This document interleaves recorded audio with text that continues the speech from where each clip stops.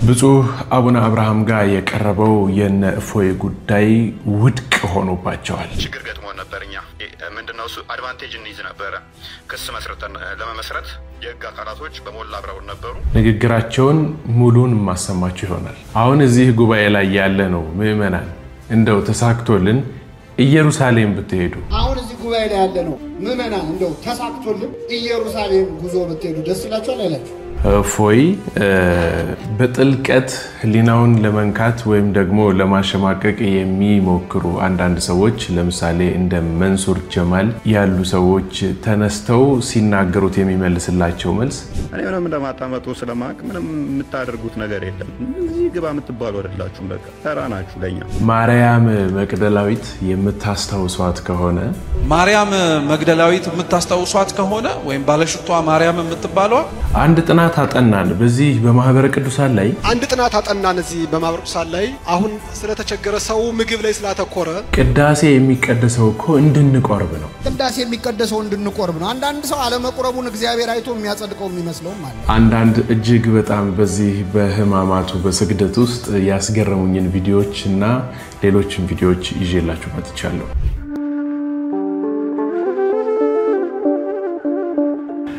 ሄሮድስም ደግሞ ምንም አላገኘም ወደኛ መልሶታልና እነሆም ለሞት የሚያደርሰው ምንም አላደረገም። እንግዲያስ ቀጥቼ እፈታዋለሁ። በበዓሉ አንድ ይፈታላቸው ዘንድ ግድ ነበርና ሁላቸውም በአንድነት ይህንን አስወግድ በርባንን ፍታልን እያሉ ይጮሃሉ። ይህ የተጻፈው በሉቃስ ወንጌል በምዕራፍ 23 ላይ ጀምረን ወደ ታች ስናነበው ነው። ሰላም ለእናንተ ይሁን። እንደምን አላችሁ ውድ የግዕዝ ሚዲያ ቤተሰቦቼ? ሰላም ለእናንተ ይሁን። ይህ ሰላም ለእናንተ ይሁን የዚህ ሳምንት ሲያበቃ የተባለ የሰላምታ አይነት ነው። የተነገረውም ደግሞ ቀጥታ ከራሱ ሞትን ድል አድርጎ ከተነሳው ከክርስቶስ ኢየሱስ ነው። ሰላም ለእናንተ ይሁን ያለኛም ሰላምታችንን እንድንሰጣጥ ሆነናል። ዲያቆን አቤሜሌክ ነኝ። አዳዲስ የሆኑ መርሃ ግብሮችን ይዤላችሁ መጥቻለሁኝ። ባላችሁበት አረፍ ብላችሁ ይሄንን ፕሮግራም ተከታተሉ። ሰብስክራይብ ምትለዋን በተንኩ የላይክ በተናንም ነክታችሁ አብረን ወደፊት እንጓዝ ይሆናል። በቀጥታ ወደ ቪዲዮአችን ነው የምንሄደው። ነገር ግን ብዙዎቻችን ከተማ ውስጥ ያለን ሰዎች ከምግብ ጋር ያለን ነገር በጣም የተቆራኘ ይሆናል። ምን ያህል እንደምንበላ ምን ያህል በሽተኞች እንደሆነ ሊቃውንተ ቤተክርስቲያን በደንብ ፈትፍተው ይነግሩናል። እስኪ እሱን ቪዲዮ እንይላችሁ። አንድ ጥናት አጠናን እዚህ በማህበረ ቅዱሳን ላይ አሁን ስለተቸገረ ሰው ምግብ ላይ ስላተኮረ የሚበላ የሚጠጣ ነገር ላይ እድሜ ልኩን እዛ ላይ ስላተኮረ ጥናቱ የተጠናው 3 ቦታዎች ላይ ነው። ገዳም፣ ገጠርና ከተማ። እንደ መለኪያ 4 ነገሮች ተነሱ። አንደኛው የበሽታ አይነትና ብዛት የት ነው ያለው የሚባል ነው። የበሽታ በብዛትም በአይነትም ልዩ አይነት ግን ብዙ አይነት በሽታ ያለው የት ነው። ሁለተኛው መለኪያ የምግብ ጥራትና ብዛት ያለው የት ነው። ከተማ ነው፣ ገጠር ነው፣ ገዳም ነው። ሶስተኛ ጥንካሬ ያለው ማን ነው? የከተማ ሰው ነው፣ የገጠር ሰው ነው፣ ገዳማውያን መናንያን ናቸው። አራተኛ የእድሜ ጣራ ረጅም ዘመን የሚኖር ማን ነው የሚል ነው ጥናቱ። እስቲ ገምቱ እስቲ ገምቱ። በጥናቱ መሰረት በጣም ብዙ ምግብ ያለው የት ነው? ከተማ ነው። ልጥራው እንደ ምግቡን አይነት አይ ለጾመኛ አይነገርም ይጥሩ አይደለም ፈተና እንዳልሆነባችሁ አልጠራውም። ግን ብዙ ምግብና ጥራት ያለው ምግብ አለ ከተማ ላይ። ወደ ገጠር ስትሄዱ የምግቡ አይነት በአይነት ይቀንሳል። በተለይ ደግሞ የእንስሳት ተዋጽኦ የሚባለው ምግብ ደግሞ ኦልሞስት የለም። ወይ በፋሲካ ነው ወይ በዘመን መለወጫ ነው፣ በዓላትን ተንተርሶ ነው። ገዳም ስትሄዱ ደግሞ ቋረፍ ነው ያለው፣ ዳቤ ነው ያለው። ስለዚህ በምግብ የማን ነው አንደኛው? የከተማ ነው። ቃለ ሕይወት ያሰማልን ቆንጆ አርገው በአዲስ አንደበት አዲስ ፊት ነው ያየነው አይደል? አዎ ደስ ይላል እኮ ያ የተለመዱ ነገሮች አንዳንድ ጊዜ ቆይ እስኪ ተብሎ ወደ አዳዲስ ነገሮች ሰዎች ጠጋ ይላሉ። ለመምህራችን ቃለ ሕይወትን ያሰማልን። ምግብ ላይ ያለንን ነገር እንደው በደንብ ፍትት አድርገው ነግረውናል። ገዳማውያኑ እንዴት አድርገው እንደሚመገቡ፣ ከተማ ውስጥ ያሉ ሰዎች እንዴት አድርገው እንደሚመገቡና ደግሞ የገጠሩ ማህበረሰብ በምን አይነት ሁኔታ እንደሚመገብ በግልጽ አድርገው ያሳዩን ይመስልኛልና ቃለ ሕይወት ያሰማልን በእውነት። ስለዚህ እኛም የምንመገበው ነገር አውቀን በጥቂቱ እንድንመገብ ወይ ደግሞ በጥቂቱ እንድናደርግ ብቻ እንዲሆን የሚሆን መልእክትን ያስተላለፉት። ከዚህ ቀጥዬ የእፎይን ነገር አንስቼ በሱ ላይ ብናወራ መልካም ይመስለኛል ብዬ አስባለሁኝ። እንግዲህ ከአቡነ አብርሃም ጋር ከጠቅላይ ቤተ ክህነት ጋር በተደረጉ ነገሮች ላይ ትንሽ ቅሬታ ውስጥ የገቡ ይመስለኛል። እሱን ቪዲዮ ላሳያችሁ። ችግር ገጥሞን ነበርኛ ምንድነው እሱ አድቫንቴጅ እንይዝ ነበረ። ክስ ለመመስረት የህግ አካላቶች በሞላ አብረውን ነበሩ፣ ጠበቆቻችን አብረውን ነበሩ። ስለዚህ እኛ ደግሞ እነሱ መክሰስ እንችል ነበረ። ስለዚህ ያደረግነው ምንድነው እሱ ስለዚህ ወደ ክስ ነው ቀጥታ ይገባ ነው። ክስ ገባን፣ ህግ አካላቶች ጋር በሙሉ ተመካከር፣ አንዳንዱን መረጃዎች ሰበሰብን። ቪዲዮ ወደ 100 ቪዲዮ ተሰበሰበ። መጽሐፍቶች ወደ 150 መጽሐፍቶች ክርስትና ላይ ተጻፉ፣ ክርስትናን የሚያንቋሽሹ በክርስትና ላይ የተነገሩ ጽርፈቶችን እንዳለ ሰበሰቡ። በጣም አድካሚ ነው እነኚህ መጽሐፍቶች መሰብሰብ፣ እነኚህ መረጃዎች መሰብሰብ በጣም አድካሚ ነበር እና እንግዲህ ምን ሊመጣ ነው ብላችሁ ጠብቁ። ስለዚህ ባክፋየር ማድረግ እንችላለን። እያንዳንዳቸው ተጠያቂ የሚሆኑበትን ያላወጣናቸው እዚህ ቪዲዮዎች ብዙ ቪዲዮዎቻቸው መረጃዎችን ሰበሰበ፣ ብዙ መጽሐፍቶችን ሰበሰበ።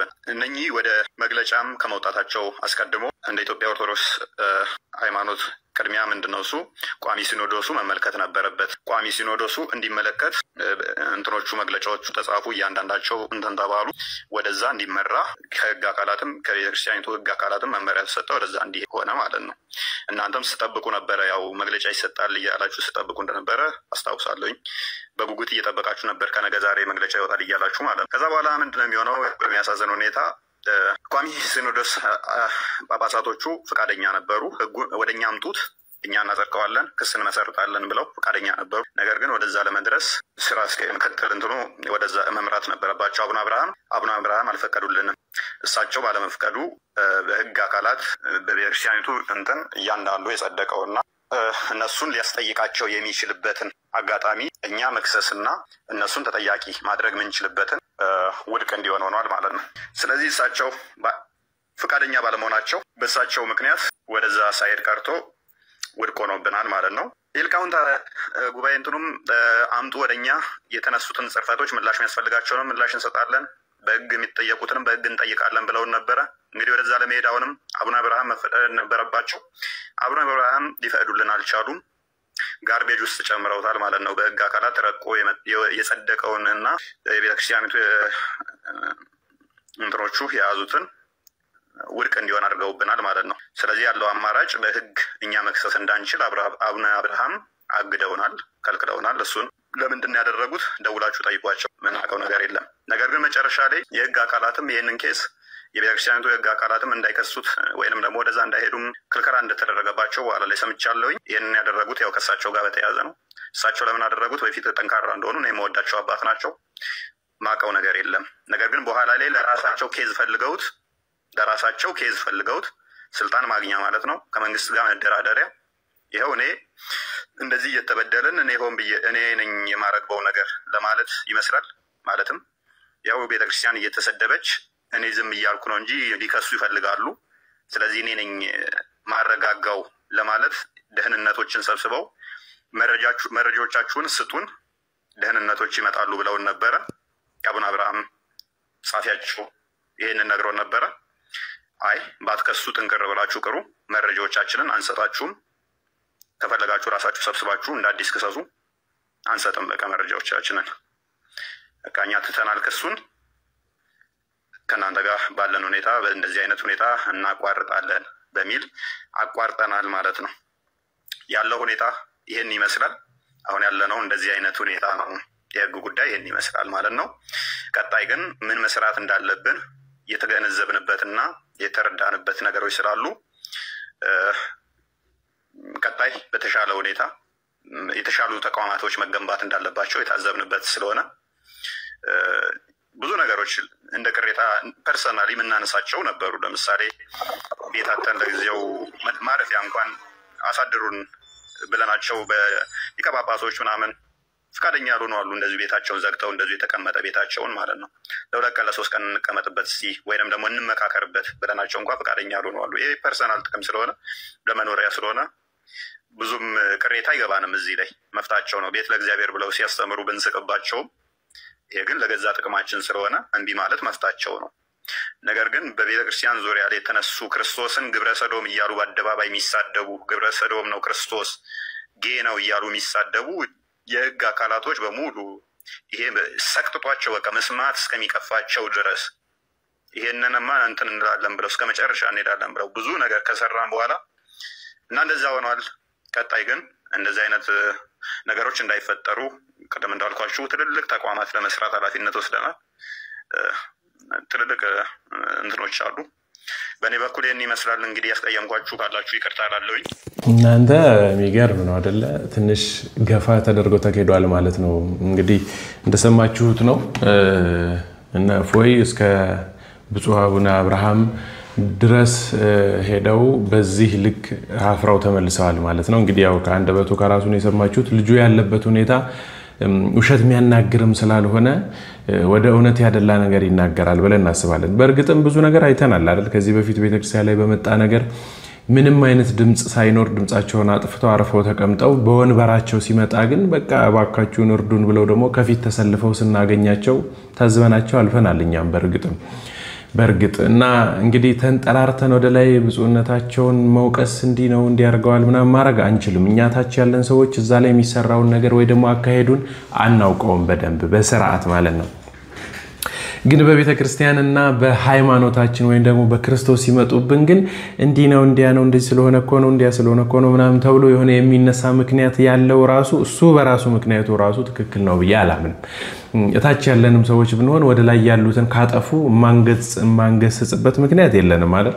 ስለዚህ እንደው ይሄ ቪዲዮ ወደ እናንተ የሚደርስ ከሆነ ብፁዕነታቸው ባካወትን የነዚህን ልጆች ጩኸት ሰምተው ከስልጣንም የመውረጃ ጊዜውት በጣም ቅርብ ነው። ትልቅ ታሪክ የሚሆን ነገርን ሰርተው ቢወርዱ መልካም ነው ብዬ አስባለሁ። ተተኪ የሚመጣው ትውልድ ደግሞ ምን እንደሚፈጠር ወይ ደግሞ ምን እንደሚሆን ስለማይታወቅ ማለት ነው። አንድ ቪዲዮ ዝም ብዬ ልጨምርላችሁ በጥቂቱ እንስማትና እንቀጥላለን። ስራት ከመከተል እንትኑ ወደዛ መምራት ነበረባቸው። አቡነ አብርሃም አልፈቀዱልንም። ይቃቸው የሚችልበትን አጋጣሚ እኛ መክሰስና ፍቃደኛ ባለመሆናቸው በሳቸው ምክንያት ወደዛ ሳይድ ቀርቶ ወድቆ ሆኖብናል ማለት ነው። ይሰማል አለቀላት ረቆ የጸደቀውንና የቤተክርስቲያን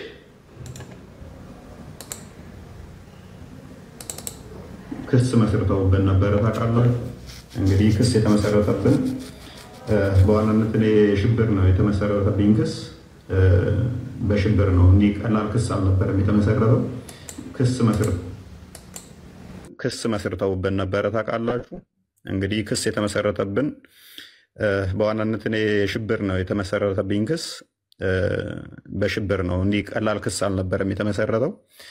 ሀገር አቋራጭ እንደ ዓለም ሊያስጠይቅ የሚችል ምናምን ብለው ነው ተሰባስበው ዝንጀሮ ጠባቂ የመሰሉ የጨጎፈ ተሰባስበው ክስ የመሰረቱብኝ ማለት ነው። እና እፎይ ያለ መረጃ ያወራል። ኮሜንት እፎይ ያለ መረጃ አያወራም።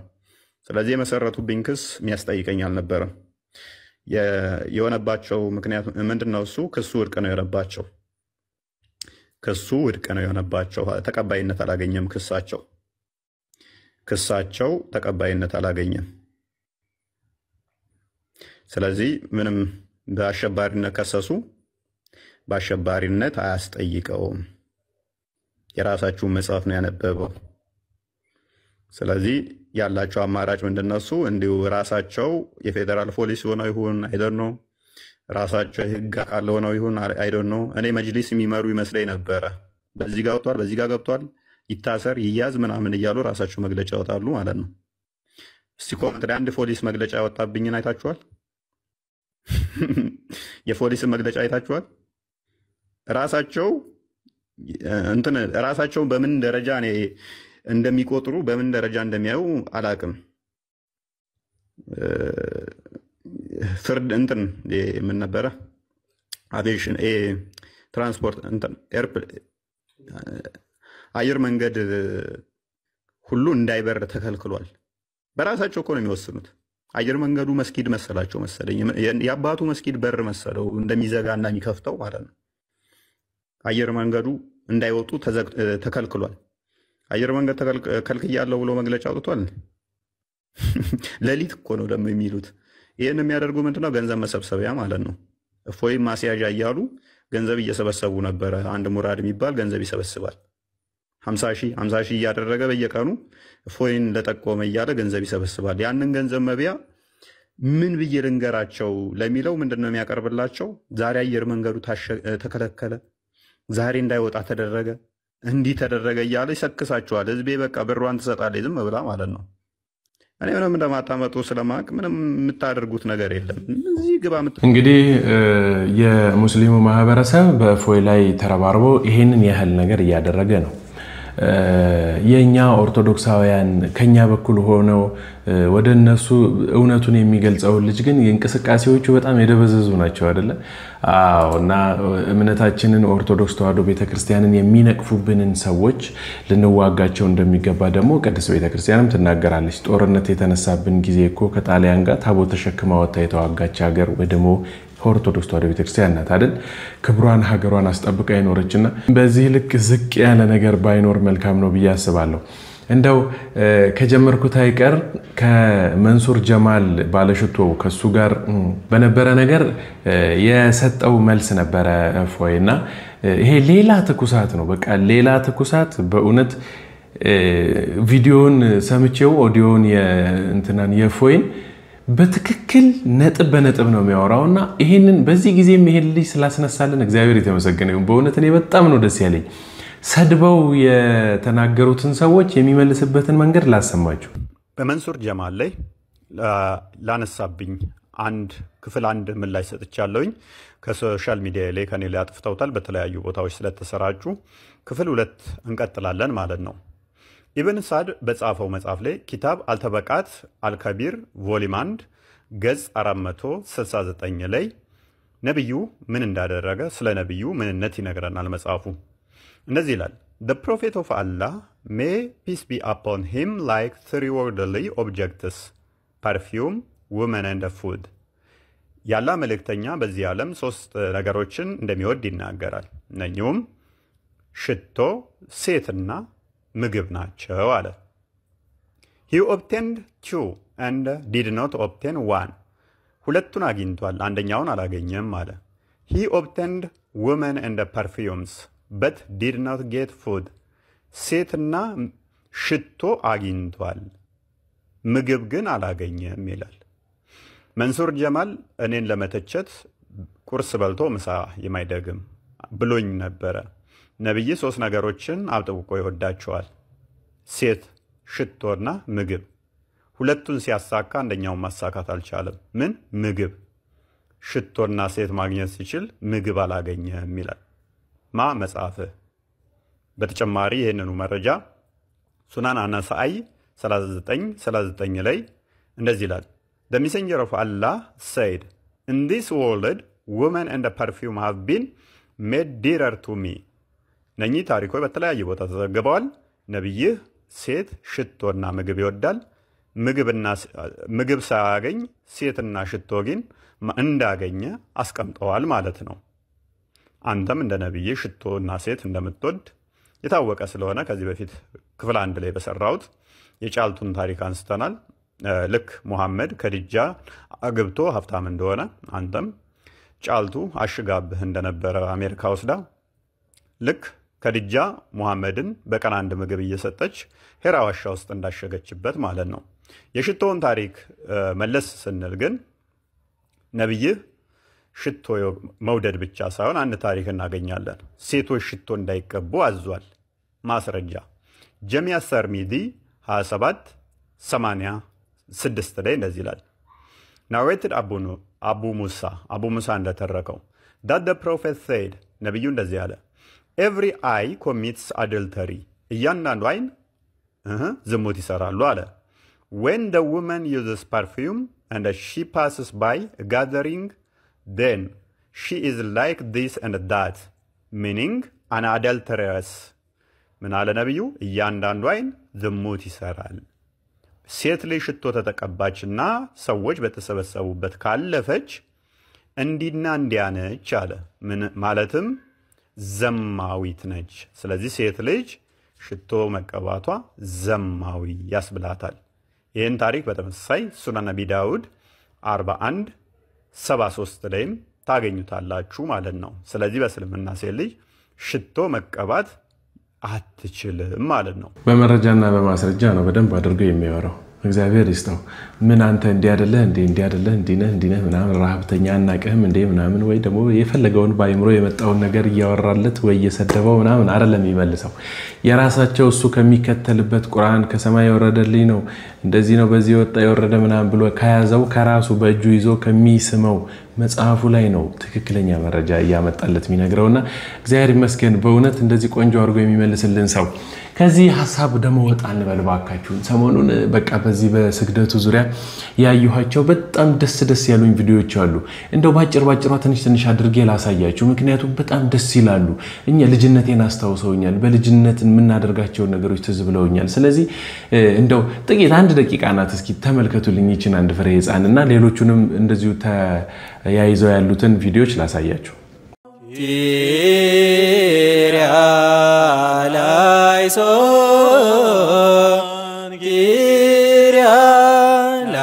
ኪርያላይሶን ኢየሱስ ናይን ኪርያላይሶን ደስ ይላል። ከትምህርት ቤት ተመልሰው መጣው እንግዲህ በዛው እየሰገዱ ነው። ኪርያላይሶን ክርስቶስ ናይን ኪርያላይሶን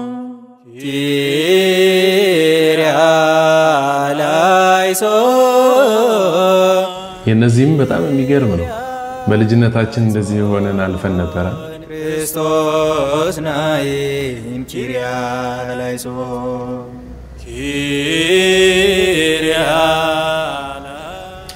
እንግዲህ ያሳድጋቸው ልጆቹንም ማዋቂዎቹንም እግዚአብሔር በዚህ ስግደት በዚህ በህማማት በሰሙነ ህማማቱ የሚመጣውን በረከት በሙሉ ያድለን ይስጠን ለማለት እወዳለሁኝ። መምህር ሄኖክ ኃይሌ የሚነግረንን አንዲት ቃል እንስማት እስኪ። በደንብ ሁላችንን የሚመለከተን ይመስለኛል። እንዲህ ይለናል። ጌታ በተሰቀለ ጊዜ መስቀል ላይ 7 ቃላት ተናግሯል። የመጀመሪያው ቃል ምንድነው? አባት ሆይ የሚያደርጉትን አያውቁምና ይቅር በላቸው። ይገርማችኋል። ክርስቶስ የሚያደርጉትን አያውቁምና ይቅር በላቸው ያለው ገና መስቀል ላይ ያለ ነው። ከኔ ጋር ናችሁ? አዎ፣ ገና ሚስማሩ ከጁ ሳይወጣ። አሁን ከዚህ ጉባኤ ስትወጡ ምእመናን እዚሁ ጉባኤ ላይ ቆይታችሁ ስትወጡ አንድ ሰው እግራችሁን ቢረግጣችሁ ወይ ይቅርታ ቢል ትቀበላላችሁ? አትቀበሉ? ትቀበላላችሁ። ግን እግራችሁ ረግጦ ጭፍልቅ አርጎ እያሸ ይቅርታ ቢላችሁስ ትቀበላላችሁ? መጀመሪያ እግርን ከግሬ ላይ ምን በል አንሳ። ክርስቶስ እኮ ሚስማሩ ከጁ አልወጣም። ገና እኮ የሾህ አክሊሉ ልቡ ድረስ ይሰማዋል። እያመመው ነው። የሚያደርጉትን አያውቁምና እኛ እኮ ይቅርታ ካረግን እንኳን ካለፈ በኋላ ነው። የዛሬ 10 ዓመት ምናምን የተበደለውን ነገር መቼስ ትችልሻለሁ እንላለን። እሱንም አንልም። በእውነት የወጋ ቢረሳ ይሄው ታውቁታላችሁ። ሲቆይ የረሳው ልጅ መሰለሽ እንዴ ነው ምንለው? ተወቅቶ የረሳው ማብቻ ነው። ክርስቶስ ገና ሚስማሩ ከጁ ሳይወጣ የሚያደርጉትን አያውቁ። አሁን እዚህ መካከል ይህን ትምህርት የምትሰሙ ሰዎች ሰው ይቅርታ ማድረግ እንዳለበት ታምናላችሁ፣ እናምናለን። ግን የሆነ ይቅርታ ያላረግንለት ሰው የለም ወይ? የሆነች ይቅርታ በሞት አላረግላትም የምትሏት ሴት የለችም ወይ? ሁላችንም ህይወት ውስጥ ይቅርታ እንስማማለን። ግን ገሌ ከሆነ በሱ አትምጡብኝ እንላለን። እሷን ይቅር ብል ሞቼ እገኛለሁ እንላለን። እሱን ነው ይቅር በል ያለ ክርስቶስ። እሱን ነው። ተመልከቱ፣ ክርስቶስ እዛው ነው ይቅርታ ያደረገው። የሚያደርጉትን አያውቁምና ይቅር በላቸው ሲል እዛው እያመመው ነው። አለፈ ብሎ አይደለም። ይቅርታ ያማል ወይ? አዎ ያማል። ይቅርታ ይከብዳል። ግን ይቅርታ አድርጉ። የይቅርታን ህመም ከክርስቶስ በላይ የሚያውቀው የለም። በይቅርታ አይደል እንደ ተሰቃየው? ይቅርታ አይደል እንደ ያቆሰለው? ይቅር ብሎን አይደል እንደ ሞተው? የይቅርታን ኃይሉን መስቀል ላይ ያየነው። የሚያደርጉትን አያውቁምና ምን በላቸው ይቅር። አሁን ይቅርታ አድርጉ የምትባሉት ሰዎች አንዳንድ ሰው ይቅር በፍጹም ይላል።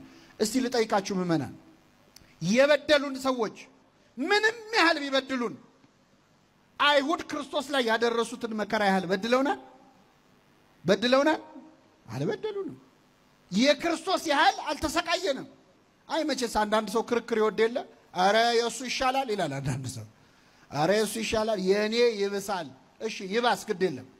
ከክርስቶስ በላይ ሰዎች በድለው ይሆናል። አንተ እንደ ክርስቶስ ንጹህ ነው ወይ? አይደለም። እሱ እኮ ንጹህ ሆኖ ነው የተበደለው። ግን የሚያደርጉትን አያውቁምና ይህንን የይቅርታ ልብ ለሁላችን ያድለን። ለጠቅላላ ዕውቀት አይደለም የምነግራችሁ። ይህን የምትሰሙ ሰዎች ይቅር በሉ የበደሏችሁን ሰዎች ለራሳችሁ ስትሉ። ቂም መያዝ ማለት ምእመናን ሰው ለመጉዳት ብሎ መርዝ መጠጣት ማለት ነው። ሰው ለማበሳጨት ብሎ መርዝ መጠጣት። የምትጎዳው ራስህ ነህ። ለምን ነፍስህን ታቆስላታለህ? እዛው መስቀል ላይ ይህንን ንግግር ተናገረ ጌታ። ይህን ሲናገር የቀኙ ወንበዴ ልቡ ተሰበረ። እኔ ባልደረሱብኝ ሰዎች ላይ ደርሼ የሰው ንብረት ስቀማ ደም ሳፈስን የኖርኩት እሱ ለሚያሰቃዩት ሰዎች ይጸልያል ወይ ብሎ ልቡ ተሰበረና ጌታ ሆይ በመንግስት በመጣህ ጊዜ ምን በለኝ፣ ለሰቃዮች ካዘንክማ ለኔ አትጨክንብኝም እባክህ ማረኝ አለ ይላል ቅዱስ ዮሐንስ አፈወርቅ። ወንበዴውን የመለሰ ሁላችንን ይመልሰን። አሜን። ለመምህር ዲያቆን ሄኖክ ኃይሌ ጥፍጥ ያለ አንደበት እግዚአብሔር ቃለ ሕይወት ያሰማልን። የሚገባ ትምህርት ወይም ደግሞ ወቅቱን ያዋጀ ነው ብዬ አምናለሁኝና ቃለ ሕይወት ያሰማልን ለማለት እወዳለሁ። መቅደላዊት ማርያም ያደረገችው ነገርን ዲያቆን መምህር ዘላለም በደንብ አድርጎ ነው የሚነግረንና እንደው እስኪ ቆይ ላሰማችሁ። ማርያም መግደላዊት የምታስታውሷት ከሆነ ወይም ባለሽቷ ማርያም የምትባለው ጌታችን ኢየሱስ ክርስቶስን የሄደበት ቦታ ሄዳ ሽቱ ሰብራ ራሱ ላይ አርከፍክፋ በእግሩ ደግሞ ወድቃ በእንባዋ እያራሰች በፀጉሯ ታብሶ የነበረው ጌታችን ኢየሱስ ክርስቶስ እኮ በለምጻሙ በስምዖን ቤት ስለገባ እኮ። ለምጽ በኦሪት ጊዜ ላይ የክፋት ምልክት ነው፣ የኃጢአት ምልክት ነው። ዘማዊ ሆና እሷ ያ ለምጽ በግንባሯ ላይ በሰውነቷ ላይ አልነበረም። እንግዲህ እግዚአብሔርን ቸርነት እስኪያስቡ ከዝሙትና ክፉ ከምንላቸው ኃጢአቶች የትኛው ይበልጣል ቢባል የምናበላልጠውን ኃጢአት መቼም የኃጢአት ትንሽ ትልቅ የለውም። ሁሉም ኃጢአት ወደ ሲኦል ያስገባል። ትንሹ ውሸትም ከትልቁ ሰው መግደል ጋር በእግዚአብሔር ሚዛን እኩል ነው፣ የእግዚአብሔር መንግስት ያሳጣል። ግን ስታስቡት የሱ ኃጢአት እንደ ለምጽ ከሰው ይታይበት ነበር።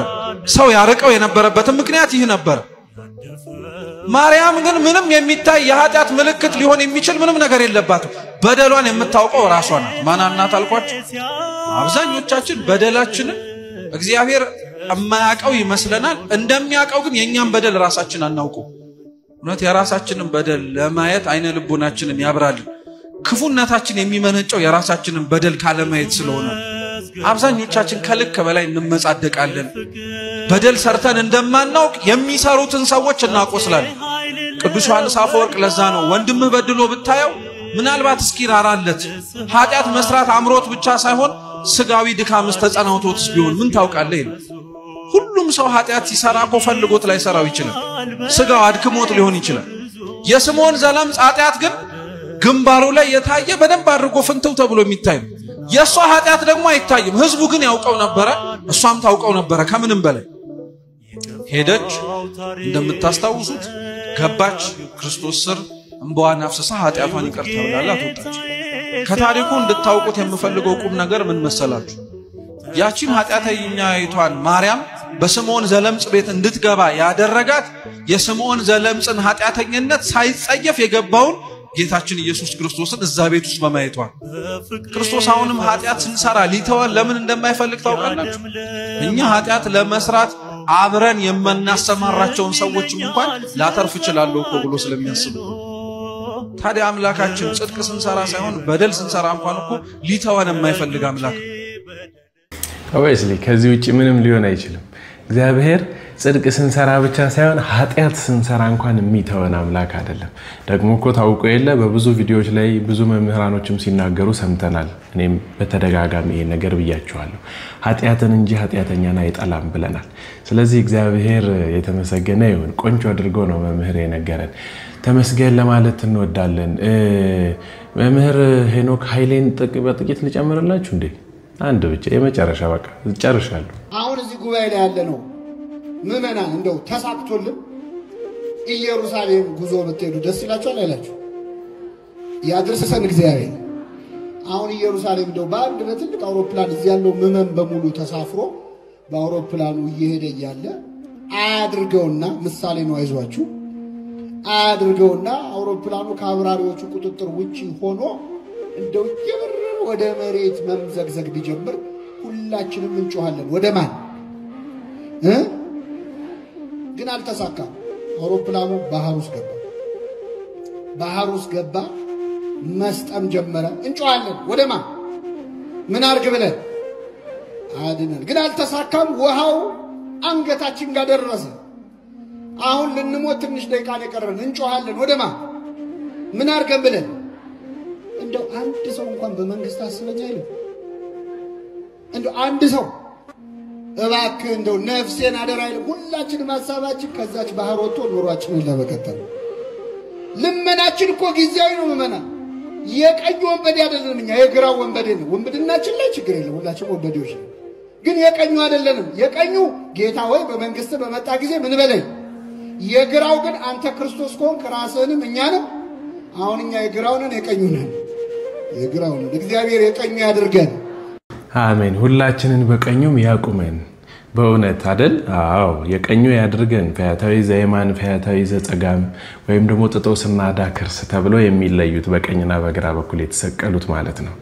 አዎ እኛ ፈያታዊ ዘየማን ወይም ደግሞ ጥጦስ ነን ብለን ለመሆን ወይ ደግሞ እንናገራለን እና እግዚአብሔርም ደግሞ እንደነሱ እንደዛ እንደ በቀኝ በኩል እንደተሰቀለው ያድርገን። ሁላችንም ባለንበት ችግር ውስጥ ሆነን ስንኖር በመንግስትህ በመጣህ ጊዜ አስበኝ ብለን ወደ እግዚአብሔር ልንጮህ ይገባል እንጂ አንተም ክርስቶስ ነኝ የእግዚአብሔር ልጅ ነኝ ብለህ የምታመን ከሆነ ውረድ ራስህን አድን እኛንም አትርፈን ብለን ከመናገር እግዚአብሔር ይሰውረን። እናንተ አሜን በሉ። ቅዳሴ የሚቀደሰው እንድንቆርብ ነው። አንዳንድ ሰው አለመቆረቡን እግዚአብሔር አይቶ የሚያጸድቀው የሚመስለውም አለ። ማለት መዳፈር አያስፈልግም ብዙም እኔ ስለማከብረው ነው የማልቆርበው ይላል። እንደዚህ ብሎ ነገር የለም። ስጋው ደሙ ላይ የምናደርገው የመጨረሻው ድፍረት አለመቀበላችን። መድኃኒት መጥቶ አለመቀበል እንዴት ለመድኃኒት ክብር መስጠት ሊባል ይችላል? ሰርግ ደግሳችሁ እስቲ እዚህ ከተማ ሰርግ ደግሳችሁ የከተማውን ሰው ሁሉ ጠርታችሁ ሰው ሁሉ ነጭ ለብሶ መጥቶ እየሰማችሁ ነው። ነጭ ለብሶ መጥቶ ከምግቡም ከመጠጡም ሳይበላ ሳይጠጣ እግዚአብሔር ይስጥልኝ ብሎ ቢወጣ ምን ነው አልበላም ስትሉት አክብሬ ነው ቢል ደስ ይላችኋል? አይለንም። ቅዳሴ እኮ ሰርግ ነው። ሙሽራው ክርስቶስ ነው። ሙሽራይቱ ቤተክርስቲያን ናት። ምግቡ መጠጡ ስጋው ደሙ ነው። የክርስቶስ ክብሩ ስጋው ደሙን መቀበላችን ነው። ስጋው ደሙን ማክበር ማለት አይኔ ኃጢአተኛ ነኝ ካልክ ለዛ እኮ ነው ተቀበል እየተባልክ ያለው። የጸሎተ ሐሙስ ቀን የፊት ለፊታችን የምናየውና የምንደርስበት ዕለት አለ። ስንቶቻችሁ ለዛ ቀን ተዘጋጅታችሁ እንደምትቆርቡ አናውቅ። ነገር ግን መቁረብ እንዳለብን ይሰማናል አይደል? ስለዚህ ሁላችንም የምንቆርብ ሰዎች ቁርባን የጀመረን ሰዎች በዕለተ ሐሙስ ክርስቶስ ይህ ስለ እናንተ የሚቆረሰው ስጋዬ ይህ ደግሞ ስለ እናንተ የሚፈሰው ደሜ ነው ብሎ የሰጠንን ስጋውን ልንበላ ደሙንም ልንጠጣ ይገባል ለማለት ወዳለሁኝ። ለትንሳኤ በዓል ማለት ነው የማግዛቸው ካህናቶች አሉ። እንግዲህ ያው ቤተክርስቲያን ብዙ ችግሮች አሉ ካህናት ጋር። ቤተክርስቲያን ላይ እንደውም ተቸግረው ብዙ ካህናቶች ይቸገራሉና እነዚህን ካህናቶች ጾም ለማስያዝ ቤተሰብ ለማስፈታት ማለት ነው ከቤተሰቦቻቸው ጋር እንደው የተወሰነች ነገር ሁሉ ጊዜ እናደርጋለን። ታስታውሱ እንደሆነ የዛሬ 2 ዓመት እነዚህ ነገሮች ከናንተ ጋር በማድረግ የተወሰኑ ነገሮችን አድርጌያለሁ። ስለዚህ ይሄ አካውንት የግል የኔ ነው። እምነት ያላችሁ ሰዎችና በዚህ ነገር ጥርጥር ያልገባችሁ ሰዎች ካህናትን የተቸገሩ ካህናትን ብዙ ቤተሰብ ያላቸውን ካህናት አንዳንድ ዶሮ ገዝተን እንሰጣቸዋለን። ምንም አንጨምርላቸው። ምንም አንጨምርላቸው በእውነት እኔ የምችለው በዚህኛው አመት ይሄንን ነው አንዲት ፍሬ ዶሮ ገዝቶ መስጠት ብቻ በቃ ይሄንን ነው የምችለው የግል አካውንታቸውን የካህናቶቹን የሚረዱትን አምጣ ምትሉኝ ከሆነ ሰጣችኋለሁ ግን ይሄ እዚህ ጋር የምታዩት አካውንት የኔ የግሌ ነው ስለዚህ በዚህ አካውንት ላይ የምትችሉትን ገንዘብ በእምነት የምትችሉትን ያህል ታስገቡና ካህናቱን አንዳንድ ዶሮ ገዝተን እንሰጣቸዋለን ለገዙት ደግሞ ሽንኩርት እንገዛላቸዋለን ሽንኩርትን ለገዙት ደግሞ ዘይት እንገዛላቸዋለን እንዲያድርገን ጾሙን ካህናቱን እናስፈታለን የምታስገቡ ሰዎች በቴሌግራም እየገባችሁ ከሌ ነኝ ይሄን ያህል ብር አስገብቻለሁ በጸሎት ያስቡኝ ብላችሁ ክርስትና ስማችሁን ታስቀምጡልናላችሁ ይሄን ነገር ተባብራችሁ ስለምታደርጉትና ስለሚሆን ሁሉ እግዚአብሔር የተመሰገነ ይሁን ተዘጋጃጅተው የቀረቡት መርሃ ግብሮች እነዚህን ይመስሉ ነበር በሌላ መርሃ ግብር ተገናኝተን ዳግም እስከምንማማር ድረስ ቸሩ እግዚአብሔር አምላካችን ሀገራችን ኢትዮጵያን እምነታችን ኦርቶዶክስ ተዋሕዶ ቤተክርስቲያንን ዳሯን በእሳት ማሏን ገነት አድርጎ ይጠብቅልን ወስብሐት ለእግዚአብሔር ሰላም ቆዩኝ ቻው